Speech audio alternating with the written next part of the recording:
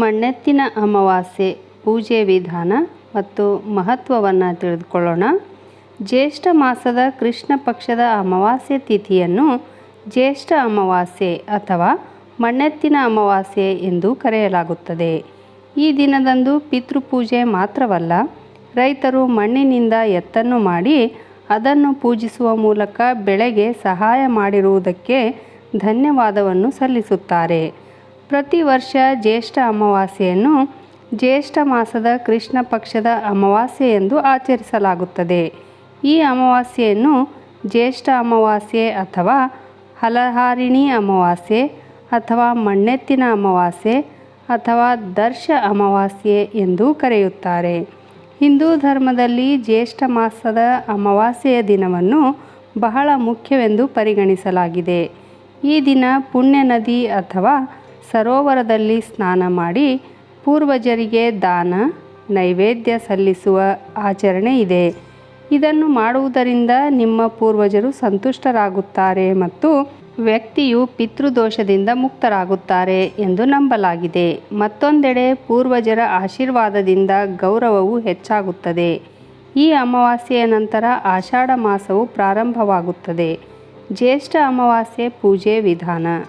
ಈ ದಿನ ಬ್ರಹ್ಮ ಮುಹೂರ್ತದಲ್ಲಿ ಎದ್ದು ವಿಷ್ಣು ದೇವರ ಧ್ಯಾನ ಮಾಡಿ, ಗಂಗಾಜಲವಿರುವ ನೀರಿನಿಂದ ಸ್ನಾನ ಮಾಡಿ ಮತ್ತು ಧ್ಯಾನ ಮಾಡಿರಿ. ಸಾಧ್ಯವಾದರೆ ಗಂಗಾ ಸ್ನಾನ ಮಾಡಿರಿ. ನಂತರ ಸೂರ್ಯದೇವರಿಗೆ ಪೂಜೆ ಮತ್ತು ನೀರನ್ನು ಅರ್ಪಿಸುವ ಪ್ರತಿಜ್ಞೆಯನ್ನು ತೆಗೆದುಕೊಳ್ಳಿ.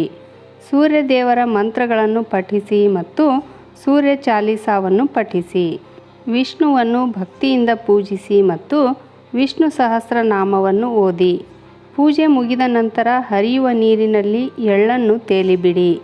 ಈ ದಿನ ಎಳ್ಳಿನಿಂದ ಕೆಲವು ಕಾರ್ಯಗಳನ್ನು ಮಾಡುವ ಮೂಲಕ ಮನೆಗೆ ಅದೃಷ್ಟ ಬರುತ್ತದೆ ಹಾಗೂ ಈ ದಿನ ಬಡವರಿಗೆ ಅಥವಾ ಬ್ರಾಹ್ಮಣರಿಗೆ ದಾನ ಮಾಡಿ ಅವರ ಆಶೀರ್ವಾದ ಪಡೆಯಿರಿ. ಜ್ಯೇಷ್ಠ ಅಮಾವಾಸ್ಯೆಯ ಮಹತ್ವ.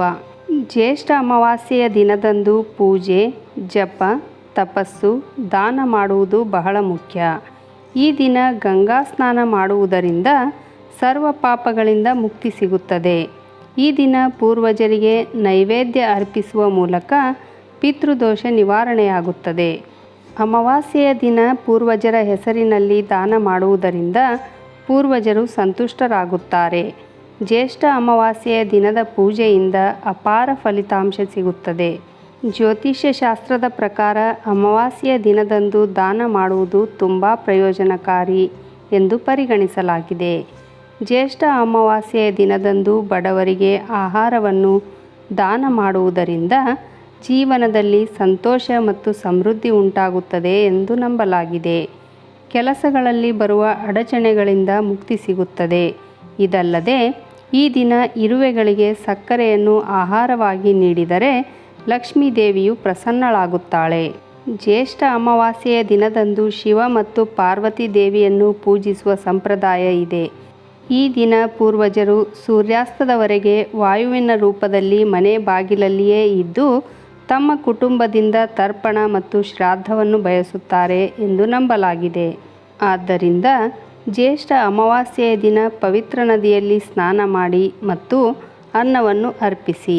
ಮನೆಯಲ್ಲಿ ಬ್ರಾಹ್ಮಣರಿಗೆ ನಿಮ್ಮ ಕೈಲಾದಷ್ಟು ದಾನ ಮಾಡಿ.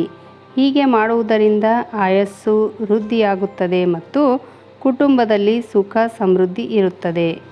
ಜ್ಯೇಷ್ಠ ಅಮಾವಾಸ್ಯೆಯಂದು ಈ ಕೆಲಸ ಮಾಡಬಾರದು. ಜ್ಯೋತಿಷ್ಯ ಶಾಸ್ತ್ರದ ಪ್ರಕಾರ ಅಮಾವಾಸ್ಯೆಯನ್ನು ರಿಕ್ತ ತಿಥಿ ಎಂದು ಕರೆಯುತ್ತಾರೆ. ಅಂದರೆ ಈ ತಿಥಿಯಂದು ಮಾಡುವ ಕೆಲಸವು ಶುಭ ಫಲ ನೀಡುವುದಿಲ್ಲ. ಅಮಾವಾಸ್ಯೆಯ ದಿನಾಂಕವು ಪೂರ್ವಜರಿಗೆ ಸಮರ್ಪಿತವಾಗಿದೆ. ಅಂತಹ ಪರಿಸ್ಥಿತಿಯಲ್ಲಿ ಯಾವುದೇ ಶುಭ ಕಾರ್ಯವನ್ನು ಮಾಡಬಾರದು. ಅಮಾವಾಸ್ಯೆಯ ದಿನದಂದು ಪ್ರಮುಖ ವಸ್ತುಗಳನ್ನು ಖರೀದಿಸುವುದು ಮತ್ತು ಮಾರಾಟ ಮಾಡುವುದು, ಮನೆಯಲ್ಲಿ ಮಂಗಳ ಕಾರ್ಯ ಮಾಡುವುದು, ಮುಂಡನ ಶುಭ ಕಾರ್ಯಗಳನ್ನು ಮಾಡುವುದನ್ನು ತಪ್ಪಿಸಬೇಕು. ಏಕೆಂದರೆ ಇದು ಅಶುಭ ಫಲಿತಾಂಶಗಳಿಗೆ ಕಾರಣವಾಗಬಹುದು. ಎಲ್ಲರಿಗೂ ಮಣ್ಣೆತ್ತಿನ ಅಮಾವಾಸ್ಯೆಯ ಶುಭಾಶಯಗಳು. ವಿಡಿಯೋ ನೋಡಿದ ತಕ್ಷಣ ನನ್ನ ರತ್ನವಾಣಿ ಚಾನಲನ್ನು ಸಬ್ಸ್ಕ್ರೈಬ್ ಮಾಡಿಕೊಳ್ಳ್ರಿ. ಹಾಗೆ ಒಂದು ಲೈಕ್ ಕೊಡೋದ್ರ ಜೊತೆಗೆ ಹೆಚ್ಚು ಜನರಿಗೆ ಈ ವಿಡಿಯೋವನ್ನು ಶೇರ್ ಮಾಡಿರಿ. ಧನ್ಯವಾದಗಳು.